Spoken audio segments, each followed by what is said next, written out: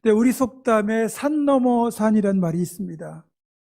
엎친 데 덮친 격, 설상가상 이런 말이 있죠. 이것은 어려운 일을 당하는데 해결도 안 된 상태에서 또 어려움을 만나는 거예요. 근데 산 넘어 산은 어려운 고비를 만나서 이걸 정말 간신히 해결해서 이제 숨 좀 돌리나 싶었더니 더 큰 문제, 더 큰 고난을 만나게 되는 경우를 말하죠.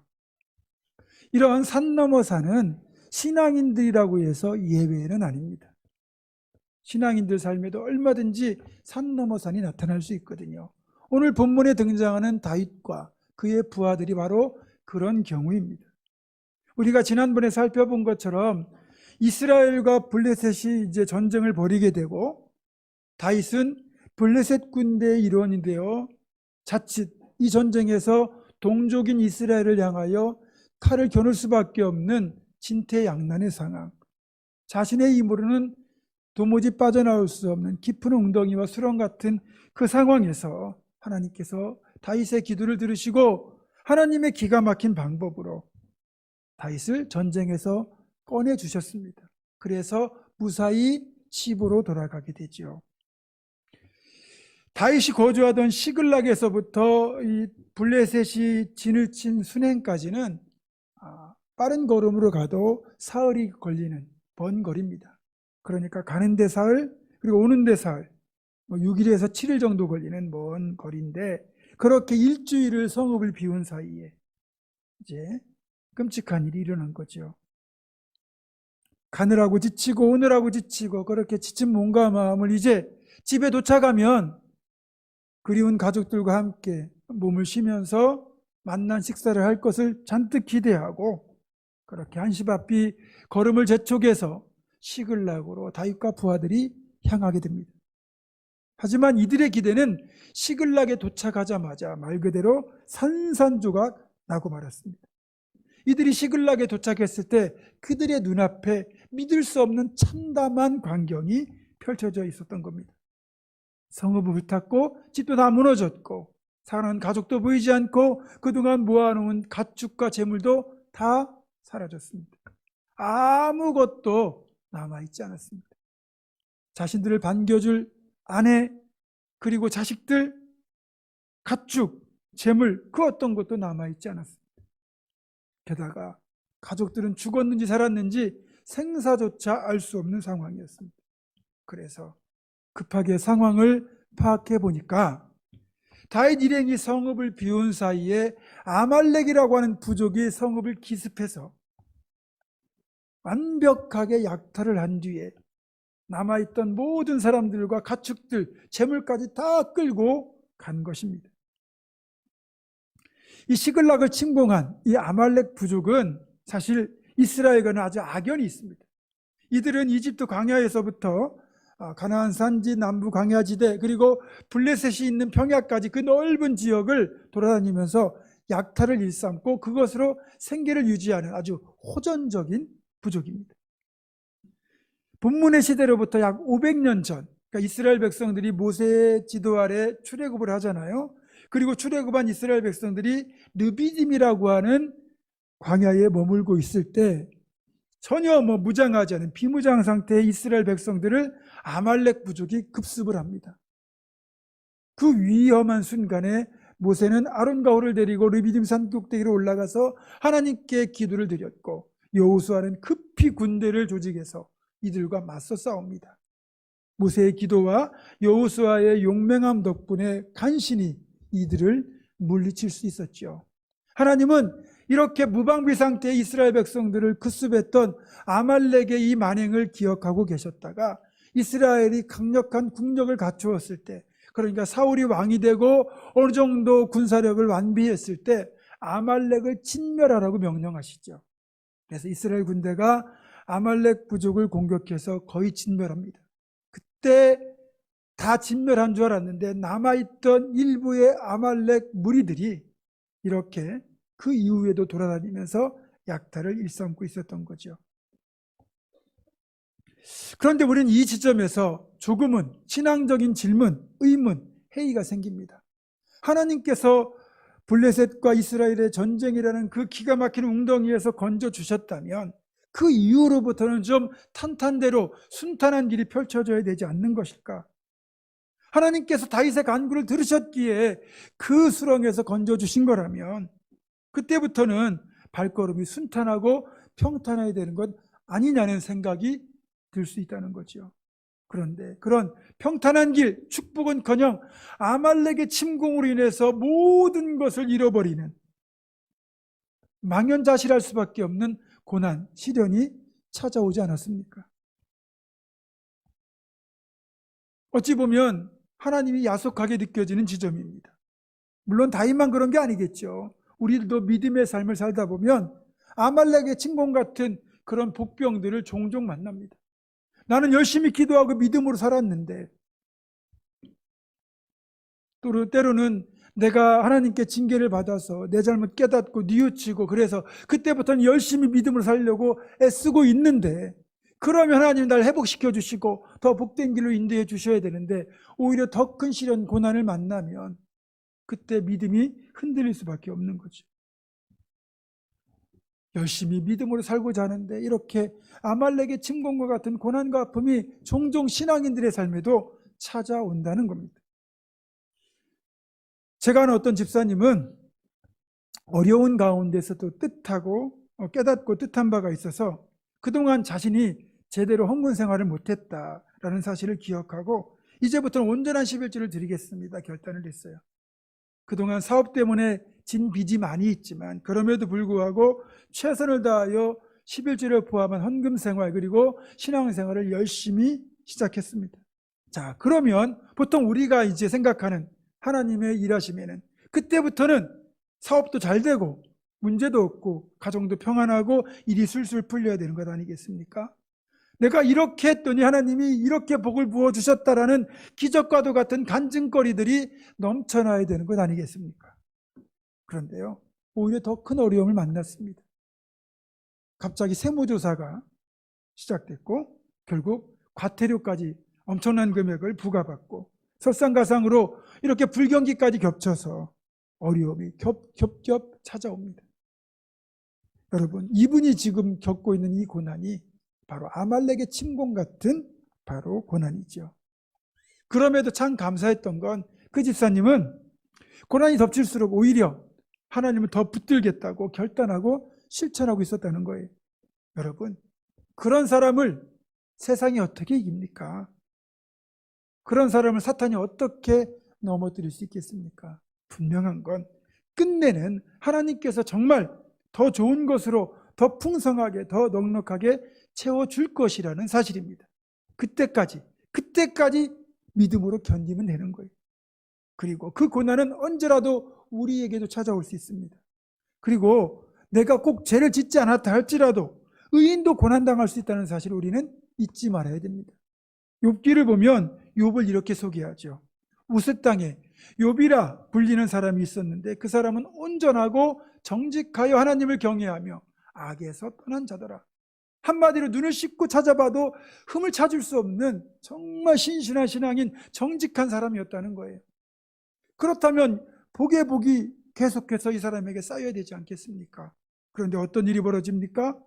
하루아침에 10명의 자녀를 다 잃고 그 많던 재물 다 사라지고 그리고 견딜 수 없는 고통이 있는 치명적인 질병까지 몸에 들게 됩니다.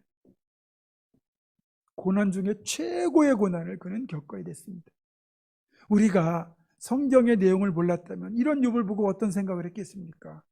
야, 죄를 많이 지어서 하나님께 징계를 받는구나, 벌을 받는구나, 그렇게 생각하지 않겠습니까?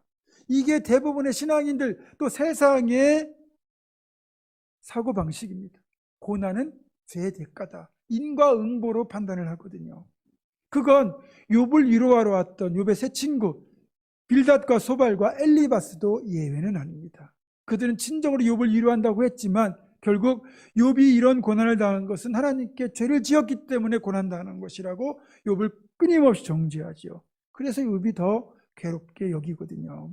그러나 분명한 것은 성경에서 말하지만 욥은 애매히 고난당했습니다. 그가 지은 잘못 때문에 고난당한 것이 아니고 애매히 고난당했습니다.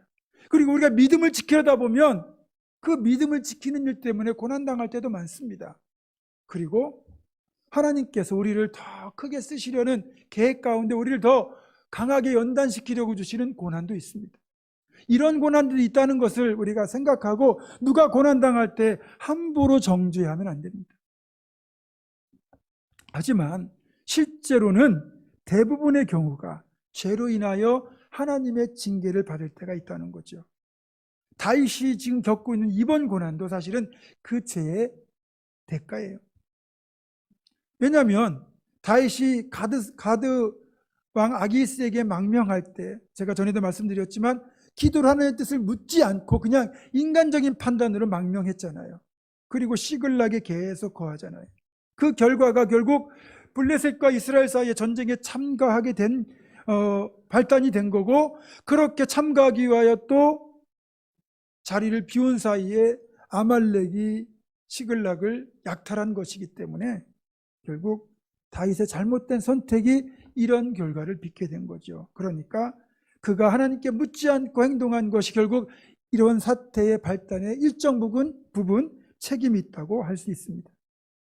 물론 다윗은 블레셋과 이스라엘의 전쟁터로 향하면서 하나님께 철저히 자신의 잘못을 회개하고 그리고 하나님의 도우심을 구했습니다. 그래서 블레셋과 이스라엘 전쟁에는 참가하지 않아도 되는 그런 건짐을 받았는데, 그렇다고 해서 그가 행한 잘못까지 그냥 덮어두시지는 않았다는 거지요.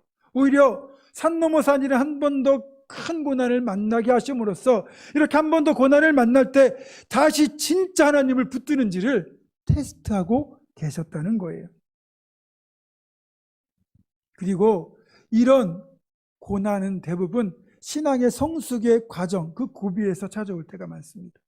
우리가 정말 말씀대로 살려고 결단하고 노력하다 보면 사탄은 우리가 신앙적 성장하는 걸 원치 않잖아요. 끊임없이 우리를 미혹하고 시험하고 넘어뜨리려 하고, 하나님은 정말 그럴 자격을 갖췄는지 또 테스트하시기도 하고, 그러다 보니 신앙이 성숙하려는 고비에 꼭 어려움을 만날 때가 있습니다. 19번의 항존직이 어제부터 이제 16주간의 교육을 시작하셨는데, 어제 이제 개인적인 소감들을 다 들어보니까 정말 이제는 부족한 나를 택하여 주신 하나님의 그 택하심이 헛되지 않게 내가 정말 열심히 한번 믿음으로 살아보겠노라고 다들 말씀하셨어요. 분명한 건 여러분이 그렇게 한다고 해서 갑자기 일이 잘 되고 무조건 평안한 게 아닙니다. 어쩌면 여러분의 마음을 흔드는 시험들이 찾아올지 몰라요. 그럴 때 우리가 정말 신앙적으로 바르게 살고자 애쓸 때 찾아오는 고난 앞에서 어떻게 대처해야 되는지를 다윗이 이 사건에서 어떻게 대처하는지를 살펴보면서 우리가 여기서 삶의 교훈과 신앙적 교훈을 찾아보도록 하겠습니다. 이제 전쟁터에서 돌아오는 길, 반가운 집과 가족들을 떠올리면서 시글락에 도착한 이들의 눈앞에 참담한 상황이 펼쳐져 있죠. 여러분, 그때 그 사실을 확인하는 다윗과 그 부하들의 심정이 어떻겠습니까? 정말 참담하죠. 망연자실, 넋을 잃어버릴 수밖에 없습니다.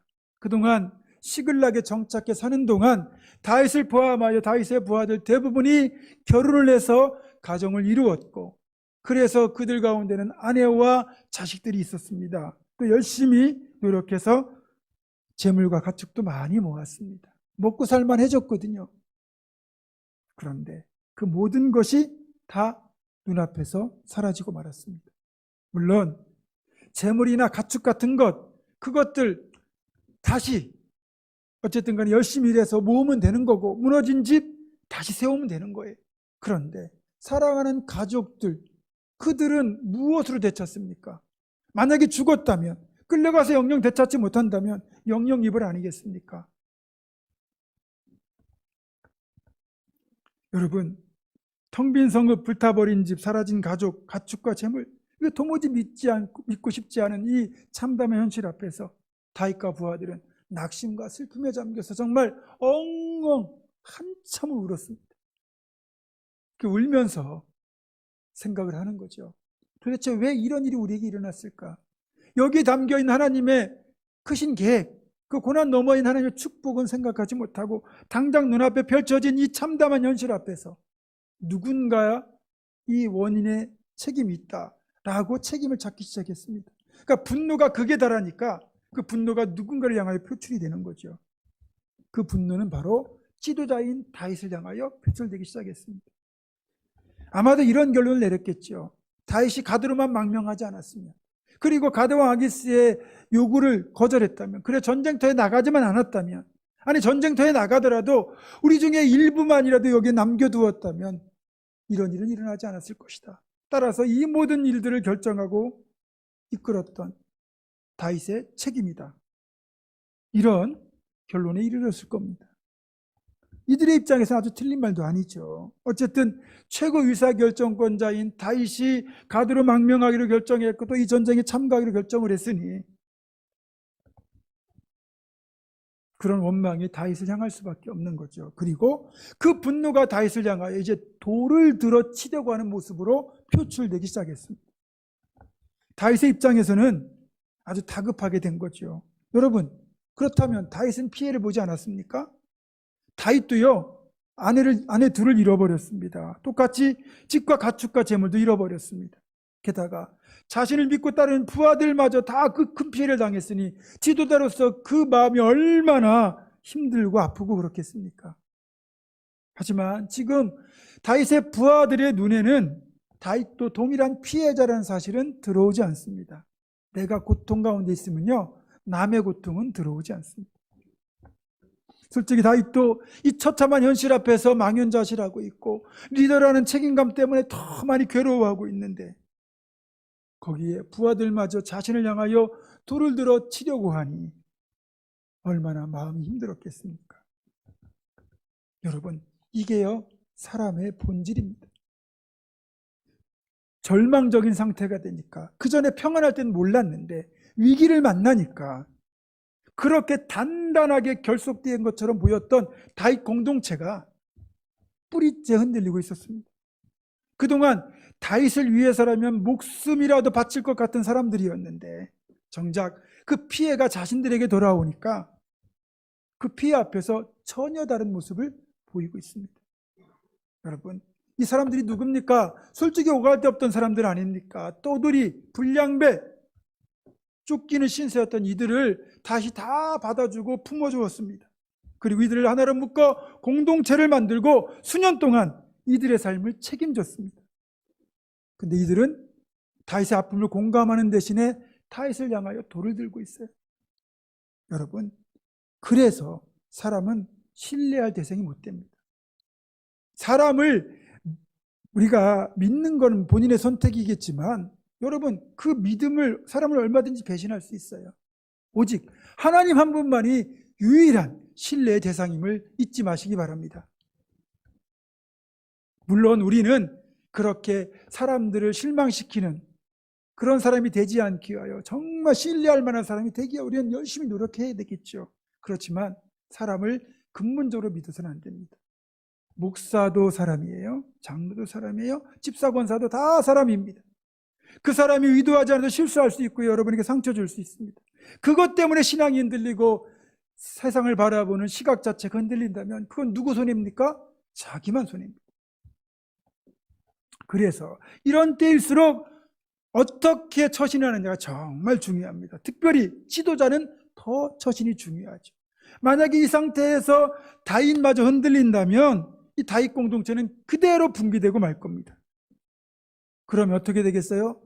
다윗도 그렇지만 이 다윗 공동체에 속했던 이 사람들, 다윗을 찾아올 때 예전 그 모습, 불량배, 떠돌이, 양아치 같은 인생으로 되돌아갈 수밖에 없어요. 그런데 감사하게도 모든 사람들이 흔들리고 절망하는 이런 혼돈의 상황에서도 다윗만큼은 흔들리지 않았다는 겁니다.